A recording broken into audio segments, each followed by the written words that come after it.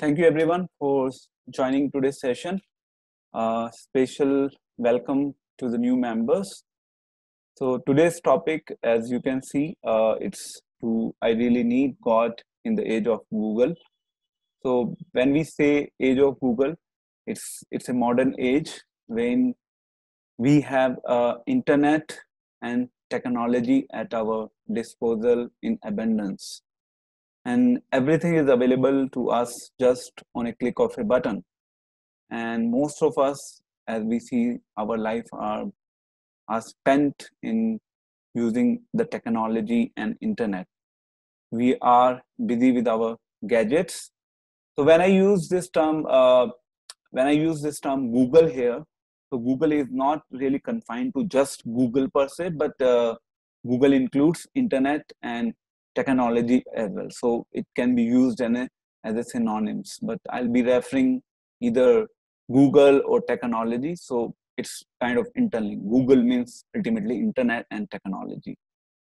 So let me begin with something interesting. When I made a visit to US in 2011 to appear for my examinations for CPA.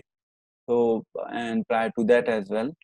So I used to see people at the airport, and most of the people at the airport, they used to sit at the corners, and they simply used to be busy with their gadgets. And that time in India, the concept of using this technology, gadgets was not so prominent. I mean, we were entering into that phase, but we were not really like America.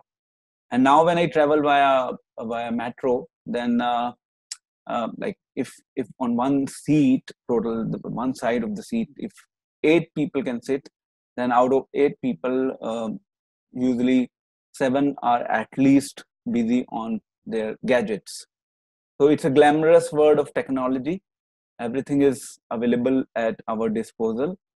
So a question that arises in the mind of any sane person, that since Google is providing us almost everything, then do we really need God in the age of Google? So let's go through this discussion for today and try and understand if we really need it or not. And then another question that may arise that like the discussions that we are having now, or the talk that I'm presenting, I'm also using this internet and technology.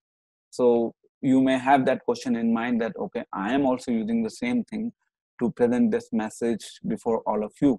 So I'm also using the same thing, and the answer to this I'll be covering in the end. So this is a question that you can park for yourself. So let's see what the topic that we'll be discussing. So agenda for today, temple for Google. So we'll talk about it. It's something interesting which I observed when I was doing a research on this topic a couple of days back. So, and the second is what Google has given to the humanity. And then third one is challenges of Google. Challenges means there are some limitations while we are using Google or technology, as most of us must be going through those challenges. So we'll be discussing about them in brief. Then repercussions of glamorous word of Google. We will be discussing around a definition that I made myself. We'll be having a brief discussion on the definition of how the disconnect is taking place because of extensive use of Google and what is a missing link there. Then we have a Vedic view on Google. Bhagavad Gita in one shloka defines the concept of Google. How we'll try to relate that one shloka with this Google age that we all are in today. Then we'll be talking about a comparative view of God versus Google. Comparative view means what God characteristics are, and then what are the characteristics of Google. So what are the similarities between them? We will talk about it in brief. Then we will be discussing some fundamental questions that Google cannot answer. So there are some questions that Google cannot answer. We'll be talking about those questions. Then what are the key learnings of it? and then what is the best of use of Google that we all can do in our day-to-day life. So we'll be talking about all these topics one by one, and I request all of you to be present during the course of our discussion. If anyone has any question, they can just write it, or they can just put it in their mind, and once we are through with this presentation, they are welcome to you are welcome to raise the questions on this subject. Let's see what is there. So temple of Google, that's like as I was mentioning that I was doing a research around this topic, and I observed that right now, unfortunately, in several parts of the world, especially in US, some people have considered Google as God, and they have in fact built a temple of it, because they see that Google has almost all the similarities that probably God has, and that's the reason they have built a temple for Google. So they have started worshipping Google in a way, and this is kind of little surprising, and I mean, in a way, it's little strange also, and unfortunate also, to see where the world is really heading to, because of the lack of proper knowledge and guidance. So we'll be this is one of the disconnect that we have, that people do not have proper knowledge on the subject of Google, sorry, on the subject of God. That's why they have started doing things which probably should not have been really brought up into this it should not have come into the picture, but it's coming up because of some unfortunate reasons. We'll be picking that up. Okay, let's move further. So what Google has given to humanity? So no doubt there has been unprecedented growth over a period of last couple of years, especially last few decades, and we see how technology has evolved, and technology in a way it's on its peak. So what Google has given to the humanity, let us have a look at it. So just a click away. So just a click away means you can just put any application in your computer, in your gadget, and you just click, and mostly things that you want are easily available to you in your day-to-day course of your life. So things are easily accessible, easily available, be it for your entertainment, be it for your eating, or whatever you want to do in your life, more or less, it is available via just a click away. Then another best part of Google or the technology is that it has provided us a lot of choices. Choices, you can get to see a lot of things. I mean, hundreds and thousands things on a subject.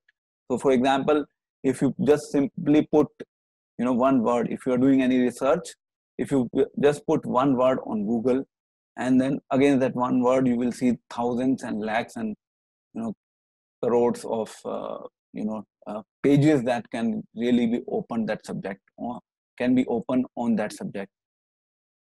Then we have omnipresent. Some people have started thinking that, okay, Google is probably omnipresent. And how it is omnipresent, one example that I can really quote, Google can trace your location via your gadget. So wherever you are, in a way, he has full access. So he is present via your gadgets at most of the places. And everything that you do on the internet is ultimately getting recorded. It's going into the records, and everything is traceable. Everything is traceable. Everything can be accessed via public domain. Then we have, it can almost see everything. Yes, so almost like we have a facility via which we can see, I mean, not we, but yeah, Google can see almost everything which is taking place across the globe. So it has that capacity. We have that Google Map. To Google Map, they can see, across the globe, what is there in that specific geographical location. So mostly things are visible. Obviously, not really the things which are too private, but yes, many things are almost visible through Google. Then it can talk to us. We have Google Talk, different applications, different platform through which easily we can talk. It can feel us. Technology is evolving over a period of time, and some things are getting built up, or maybe it's already there in the market when Google has the capacity to feel as well. Then it can smell us. I'm not sure whether it has really been come yet, but maybe as the time progresses, it will come in the market soon. And another best and important thing that most of us know, that it is providing a platform to connect socially. So connecting socially, there are like thousands of options available to us, different applications. So be it starting from WhatsApp, then Facebook, then we are using right now Zoom. All these are these are the platforms by which we can connect with people across the globe so easily. So it was, if you really go back 15 years, then it was not there. And when I started using internet, I think initially we had the first thing that came into the picture uh, was Orkut. Then from Orkut we moved to Gtalk. Then right now nobody probably is aware what Orkut is, but that time Orkut was like one of the key key player in terms of connecting socially with people across the globe. And the Orkut came, then this Gtalk came, then after that we had Facebook, then we have WhatsApp. Now there are so many others which I do not know, but yes, you all must be aware of them.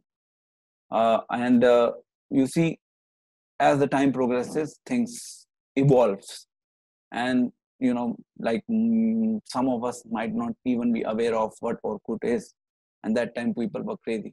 So a platform to connect socially, it has provided us a platform to connect socially. We are talking, we are interacting, we are dealing with so many people across the globe just via this technology today. If corporate sector is working today, even in spite of the lockdown situation, it's just because of the technology. So it has given something good to the humanity in a way. Definitely, it has really provided something amazing. Let us see what are the repercussions of it now. The challenges of technology. Now there are some fundamental challenges of Google or technology that we can have a look at. So more choices, more confusions. We all know those who really buy things online. Uh, so you have multiple choices available, and the more you have choices, the more you get into the confusions. If you have to buy any apparel, you will have an option to see thousands of apparel or different colors. Then sometimes it really becomes difficult for you to take a decision what to really choose. So more choices creates more confusion. So this is one of the fundamental disconnect of technology. So it has a benefit also. But it has a it has a disadvantage as well. Killer of time and soul.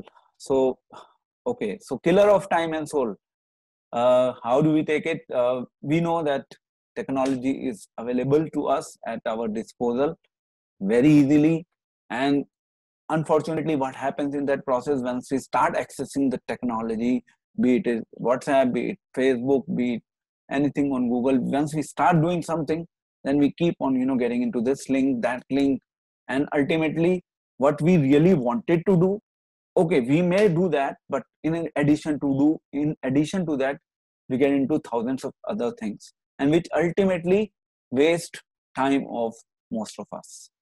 So this is one of the challenge of Google technology. Then it misdirects our quest for search. So we all have a quest within us. Quest means it's like making some rational inquiries about life. We all want to know some fundamental questions of life, and we at times, since Google is easily accessible to us, we try to do that via via, search options. We try to do that, our quest for search. We try to explore opportunities, but sometimes it gets misdirected, because we cannot 100% rely on the information available on Google, and there can be some absolute contradictions on the same set of information. Then how do we really understand what is right, what is wrong? So that again creates a pool of, you know confusion. And once we get confused, then we say, okay, let's not really get into this subject. So it really misdirects our quest for search. Or another possibility could be, we have so many pop-ups available, so many promotional advertisement that keeps on floating around along with, and we are doing some specific work, but all of a sudden we move to something else which we are not really supposed to do, and that wastes our time. Then made our lives more lazy. Yes, we all know that, since everything is just available on a click of the button, and the outcome is that it has really made our lives more and more lazy. So how it has made our life lazy? We just simply keep on, you know, clicking the buttons, and whatever we want, it is just delivered to us. So easy, everything is easy. We have less time. We don't have too much, really uh, too much mind to think about. Just go to the Google, click, and you will get it easily. So it has made our life more lazy. We at times do not really want to do things physically. We just want, okay, let's just simply make this, let's just download this app, and let's just get it ordered to our place. So that's how you see the e-commerce industry has really gone to its peak in this last couple of years. So everything can be easily available and accessed via e-commerce. Then it creates pool of wrong ideas in mind. And now this is again another challenge of this technology that we are advancing into, that we are really using at the present moment. And the challenge is that we are looking for something specific, and something nonsense will come, some porn material may also come when we are doing research, and then it can create some wrong ideas into the mind. Naturally, all of us must be observing it. Things that we do not want to see, those things also keeps on just floating around when we are doing this search. So when we look at those things, it creates a pool of wrong ideas into the mind, and then it goes into the subtle brain, and we even do not know how it can really impact us in the long run. Life is getting dependent on technology. Now this is another big problem, that we are getting more and more dependent on technology, because we know that everything is available via use of technology. So we do not really need to go out of the market, and we can just try and do everything just uh, via internet. So we are becoming dependent. We are becoming slaves of the technology. And if we really go into the deep of it, then we even do not know what the repercussions are of this technology. I'll give you a very simple example. It has been scientifically proven, and somebody really told me some months back, and then I started following it, that people generally, when they sleep in the night, they keep their phone around them, because sometimes it happens that people are just they are doing some search, or they are doing some chatting with someone, and then they somehow they just dodge off. When they sleep, the gadget is around them, and it is that we have some vibrations, some I don't know how we call it technically, some vibrations that keeps on coming, and it can be a cause of cancer that most of us even do not know. So the idea is, when we are sleeping in the night, we should keep our phone far off. which most of us even do not know. And these are the reasons because of which people are getting into different disease. And some of these things have been proven scientifically, but nobody is really talking about it, because this is what we all are living with in today's time. And our dependency has become so rampant on these things that we cannot really get out of it. And another challenge of technology, which practically many of us must have observed, is let's say if we are buying something on a platform or on a portal, then when we do research, and let's say we have to buy 5 items, and when we do research, we come across 5 more items, which probably is not your agenda to buy, but because either you like them, you think, okay, let's buy them too. So you wanted to buy 5 things, and outcome is you brought 5 plus 5, 10. You may not need those 10 things. You might your need might be getting fulfilled from those 5 things, but since you got a temptation, because of that temptation, you brought things which might not be needed at that moment, at that period of your life. This can also be proven with the example when we go to the shopping malls. When we go to shopping malls or this big bazaar and other different, when we can get a lot of things together. When we go to those places, we start picking things. When we start picking things, we think, okay, let's take this, let's take this, let's take this, and we keep on adding and adding. So what is happening in that process? So the negative part of this is that ultimately we'll end up buying 20 things, and we had gone to the mall with a plan of buying 10 things only. So this is another problem. This is this is called as the age of consumerism, and consumerism is really getting on its peak. Even if there is no need, still people tend to buy things because they are forced by these external glamorous world of technology. So these are some of the challenges of the Google world. Then let's move further. So repercussions of glamorous world of Google. There are some repercussions of it. Now let us see what those repercussions are. I have tried to put it across in the form of a definition, and then we'll try to just do a little analysis of this definition to understand where the missing link is or where the disconnect is. So the definition is, you all can read together: certainty of our existence is dependent on God's existence. If we simply defy and do not engage ourselves in understanding God's existence in this glamorous world of technology, we must define our own existence too. So I found this definition quite interesting.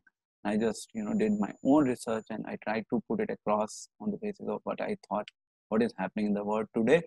The certainty of our existence is dependent on God's existence.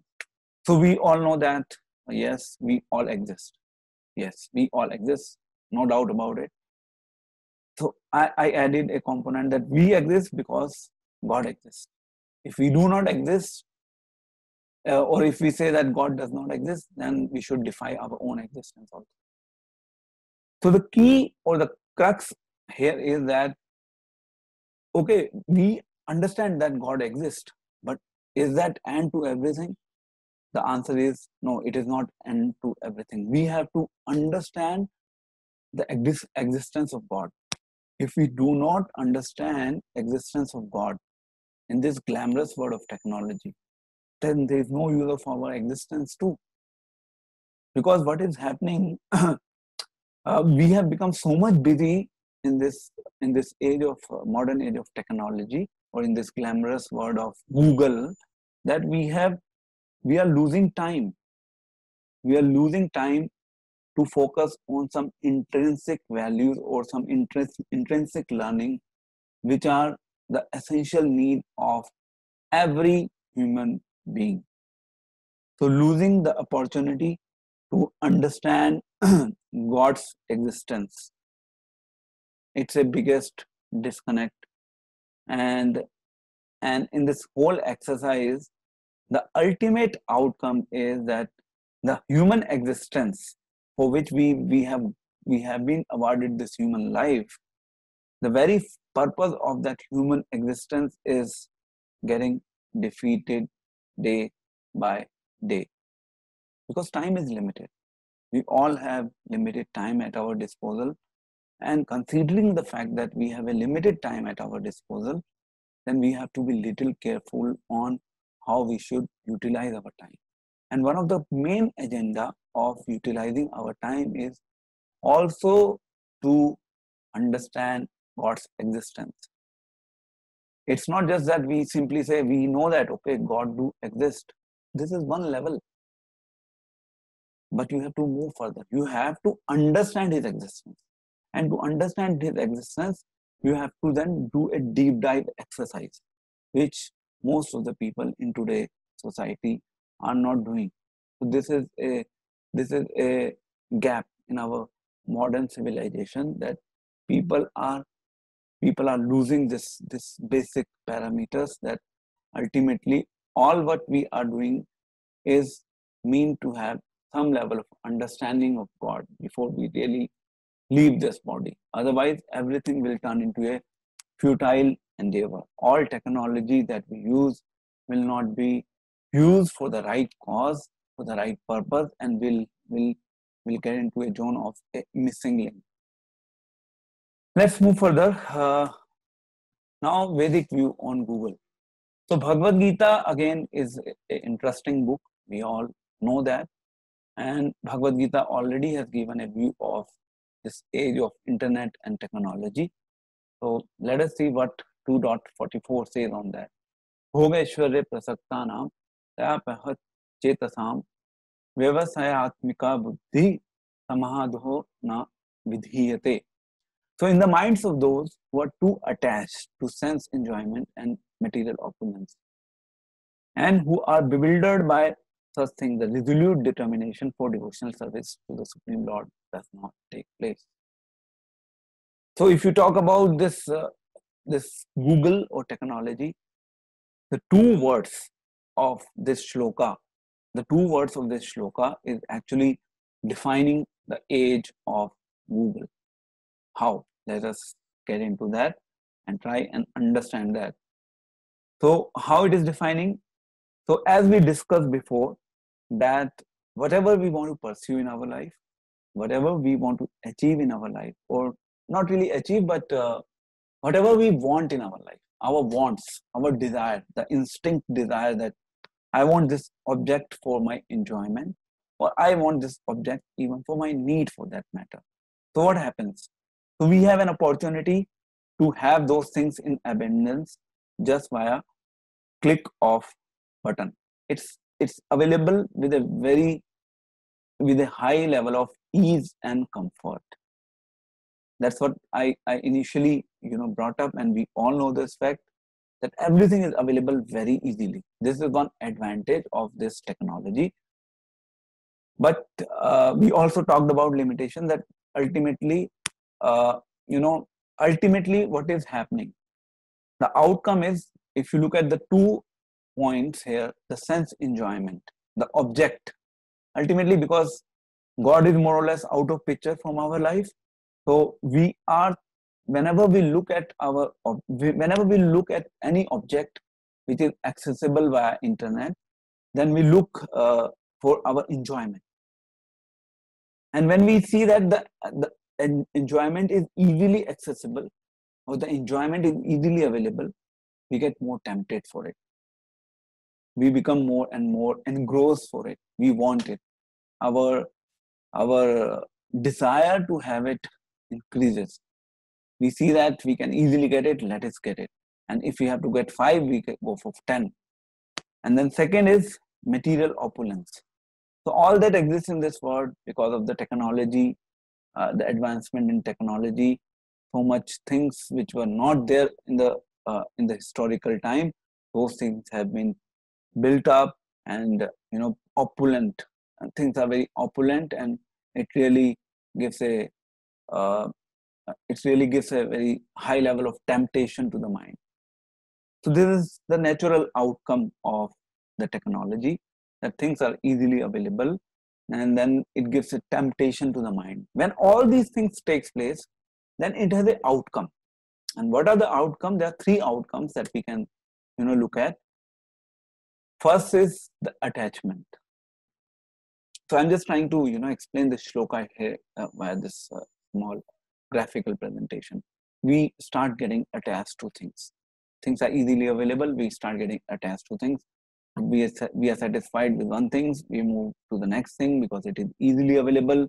We brought something today. Let's buy something tomorrow. And then in that process, we get bewildered. How we get bewildered? Because things are easily available, or we get confused. So once we are confused, that leads to bewilderment. The mind starts jumping from here to there, and then the determination, we lose determination over things. When we lose determination over things, then there is no question that we can really understand God. So concept of understanding God, one problem is that it's already not there in the social system. People are, as the age is progressing, the modern age or the Google age is progressing, people are more and more getting themselves away from this knowledge of God, which is the best knowledge in this world, because they have lost the fundamentals. They have been attached to the objects. Their intelligence has been bewildered, and they have lost the sense of this discrimination between what is right and wrong, and they don't have a right determination. Why is it happening? Because people are not utilizing their time wisely. They are doing a lot of things, but what there are some essential things or the key things which are not being promoted in the society today in a positive manner.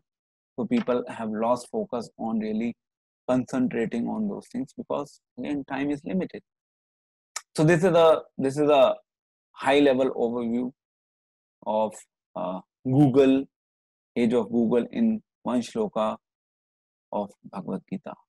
Ultimately, the outcome is, it is engrossing. Our mind is getting engrossed in unworthy objects. They are worthy objects to pursue. They are unworthy objects to pursue. So worthy objects could be, okay, let's say I need to use technology for the purpose of doing my official work, which is absolutely a need of time. We cannot get rid of it altogether. I need to take care of other important things from my family perspective, which again can be a need of time. So we are not denying those things. Let us simply accept them and agree that yes, we really need those things. We cannot get away from those things, but we should not lose the focus on another key or other key critical parameters. So that's the gap, which has really getting widened day by day as the society is progressing. The gap is widening, and people are unable to realize that the gap is widening. So this is a problem area. Okay, this is the Vedic view. Let's move further. Now we're doing a little comparison, just a quick comparison of what Google is giving and then what God can give to us. So ephemeral. So first is for Google, we mentioned ephemeral. Ephemeral means it's kind of information is temporary, or information gets changed quite rampantly. If you try to put a search of something today, that will come on the top list, and if you try to do that search again tomorrow on the same on the same topic or on the same word, then that information, some other information can come on the top. So it's all temporary. It doesn't stand fixed. Things keeps on revolving over a period of time. This is a limitation. It's a temporal word, and the information driven the information that we derive from this technology is temporary. It keeps on changing. And what is the nature of God? God is eternal. It never changes. It is as it as He was. It is as He is, and it is as He will be. So similar thing goes for the knowledge of God. The knowledge of God is eternal because God is eternal. His knowledge is eternal. His knowledge as it was in the past is eternal. His knowledge as it is today is eternal. His knowledge as it would be in future is eternal. The gap can be that people do not really uh, exercise or do not really work on, availing that knowledge. That is another subject, or they do not have a right direction to have the access of that knowledge. Another is Google, whatever whatever is there, whether it is in our phone, whether it is in any other gadgets that we have around us, it is in our laptop. Ultimately, everything is impersonal in the world of Google. And the society that we are living in today, even the society is actually, uh, you know, promoting this concept of impersonalism. Obviously, one is a need of time that, lives are getting busier and busier. So we easily, just talk on phone to save our time instead of visiting a person. Or the technology has impersonally, it has brought people closer impersonally.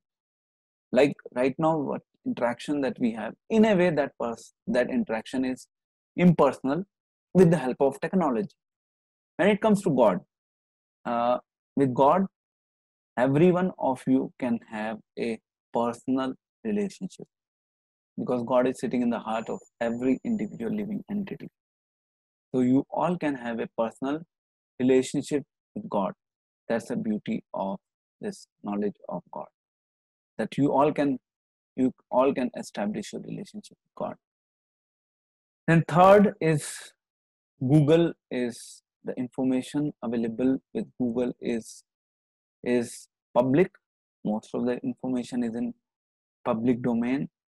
So we hear at times that information gets hacked and there's a big loss at the corporate level at times, and sometimes corporations are being sued because the information gets hacked from these different technological, from this world of technology. So information is in public domain.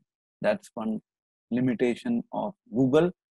The When it comes to God, your relationship with God is kind of private. Private is in the sense that it is more oriented, it is more driven by the concept of feelings. Feelings are mostly inside. Yes, we can try to speak about it. We can try to, help you to understand this, but ultimately, the relationship that I have with my God is a private relationship. Yes, I can help you and I can guide you the way through which you also can have that private relationship with God. So that for that you need to work on, or for that you need to have that quest within you, whether you want to have that private relationship with God or not. That's another area. For that you need to work on yourself. But yes, a guidance can be provided based on our own experience and on our own realization. So my realizations are private, but I can share that with you to help you in your journey. So this is a view, the comparative view. Third is information and transformation. Google can provide you information, but it cannot bring a transformation in your life. If you want to have a transformation, then you have to act by yourself. You cannot expect to have a transformation in your life just just via information. Information needs to be processed, and once the information gets processed in a proper direction, then you start having transformation. Then you start experiencing your own private and a personal relationship with God. Then you start understanding, oh yes, God is eternal. Everything that belongs to God is eternal. because my soul within me is also eternal. So this is a comparative overview of this God and Google. So basis this, we can now make a call what is important for us, what is not important for us. A Google may be a need of our considering our engagements from a professional perspective or from a social perspective, but just try to limit it to that extent. Don't bring it to the extent that you just lose focus on other aspects like God, understanding God in your life. Now there are some questions, uh, interesting questions that Google cannot answer. Let us see what are those questions. Uh, okay, yeah. Who am I? Google cannot answer that. Okay, Google may provide some abstract knowledge because if you put this one question, who am I on Google, then again you may get a lot of information around it, and a lot of people might be talking a lot of things. Then how do you relate to what is right and what is wrong? And how do you comprehend, or how do you come to a comprehensive conclusion? So who am I? It's a very basic, fundamental and a critical question that all of us must ask from ourselves. Who am I? Then second is, why do we suffer? We all suffer in this world. There is no doubt about it.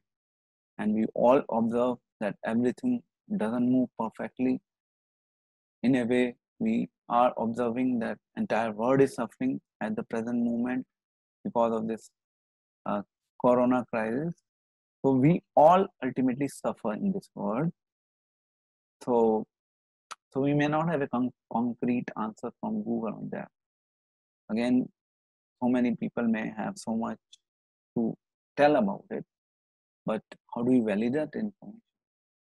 That what is right and what is wrong? And third is, what is my supreme welfare in this world? This question is really difficult for Google to answer because uh, again, every individual has has his own takeaway on what is the supreme welfare for an individual in this world. Then we have, why do we exist in this world? This is another question that we all can see in our life. Why do we exist? So these are the four fundamental questions that Google cannot answer independently. This is one thing. Second, some information can be available around these questions on Google, but it is difficult for us to really come to a conclusion that the information or the ideas which are the ideas provided on these questions are absolutely correct, or you can really come out, you can really uh, you can really have a comprehensive view on all these four questions. So that's not possible to get through Google. So what is the option? The simple option is that if you try to explore the knowledge that God has given to us, then all these four questions have a unique answer, and for everyone, it applies to everyone, irrespective of which country do you belong to, irrespective of uh, irrespective of which religion do you follow, irrespective of what language do you use. I was speaking to one of my Russian friends just few days back. So he was asking me this question that there's so much problem happening because of corona. So why God is doing all this? This was a good question that he asked me. I will be speaking about it just in few days from now. I have a plan to speak on this topic in the end of May, hopefully. By the end of May, I'll be ready with that topic, and it's something that would be like a hit topic. I hope. Okay, then key learnings. Now we're talking about what finally we draw from all these discussions. Okay. First, use Google only to the extent it is needed. So use technology only to the extent it is needed. Simple. Don't try to waste your too much time on technology. Otherwise, it can simply uh, screw up your life. It can simply waste your life, and you may not even realize that it has wasted your life. So learn the art of using Google. That yes, this is something that I want to. These are the three areas which are the critical necessity for me. I have to just focus. Uh, I have to just focus on these three areas when I'm using technology. This is one way of looking at it. Uh, but yes, again, our mind is so flickering. We get tempted, and for that also we need to control our mind. We need to bring our mind from our all different areas that we get hooked into generally. And second one is time is very precious in life. Save time, save life. We all know that time is precious. We all have a defined age. We may be living about maybe 60 years or 70 years, whatever. Or maybe we may not be there till tomorrow also. So time is very precious. Let's learn one fundamental rule here, that the more time we may waste, that means we are ultimately reducing the time of our life, because we wasted our time. Third, okay, Google can be used as a tool in understanding God. So it can be used as a tool in understanding God. We are not telling, or we are not saying that just stop using it altogether. It can be used as a tool, provided we know how to use that tool, provided we use this tool under a proper guidance or under a proper direction. Then we can make a wise use of it. Like there's a saying, best use of a bad bargain. So we can make a best use of a bad bargain by utilizing this technology and tools in understanding God. Fourth, so don't lose life's focus in the age of Google. This is very, very important, that don't lose the focus. The focus of life is to know God. Focus of life is to have an understanding about God. Don't get yourself engrossed in this technology so much that you lose the very focus of life. And it can really happen very easily. Very easily it can happen in this current age of technology. Then the fifth is, it's more critical to know God in the age of Google. So now I'm coming to that question from where I started. So I said that why do I need God in the age of Google? In fact, it is more critical to know God in this age of Google because of the limitations that we discussed, because we have a limited time. We can easily get tempted because of the ease and comfort of the things availability of things at our disposal. So due to all these factors, if we are focused on understanding God in our life, then we will not get stuck in those areas. And to be saved and not to get stuck in those areas, it is important to know God. And once you know God, then you will use even Google wisely. You will not get tempered by this glamorous word of technology, because ultimately it can pamper you to any extent, and you may not even realize that. So it's more critical. In maybe in prior ages, if people might not have really focused that much, that's okay. But if we talk about today's age, then it is more needed, because that's the only way that can save us from this abandoned use of technology which is easily available to every individual, every single person who has, matlab, everyone can access internet from any part of the world right now. So this is a big move which has taken place in last couple of decades. We have to have that that focus, that yes, I have to focus on God so that I do not get diverted into other different dimensions. What is the need? Okay, fine, use, like the first point which I have mentioned here. All right, so these are the key learnings. Now, how to best use Google? Should we use Google? Okay, so this is a question. Like initially when I started my seminar, I brought up this point that should we use Google, or like I'm also using the technology and internet to reach out to all of you in this current phase of lockdown. So should I use it or not? So, well, I believe till now you must have got the idea what I am going to mention in the form of answer. So we should use Google. We are not restricting you from using Google. There is no problem if we really want to use Google, but use it with the begin it using it with a quest for such a God, and then use Google in a proper direction. Proper direction could be some essential necessities of your life. It could be related to your profession. It could be related to your own family life. It could be related to some social aspects. No problem. Like for example, if we need to know what is really going on in the world, we can get the information easily, like the news. So we are not absolutely against news, because we do not we need to be aware of what is really going on in the world. We cannot just be fool.